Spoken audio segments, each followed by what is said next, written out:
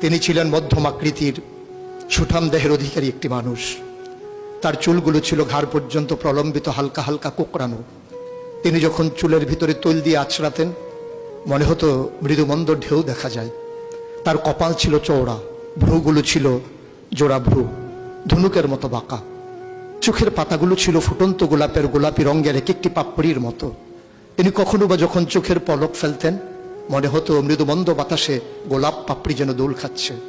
তার চোখের সাদা অংশ ছিল রক্তিমাভ সাদা, কালো অংশ ছিল কৃষ্ণ কালো। তার নাকটা ছিল খাড়া, নাকের ছিদ্রগুলো ছিল ছোট ছোট। নাকের নিচে ছিল সরু চিকন গোঁফ, গোপের নিচেই সেই গোলাপি রঙের ঠোঁট।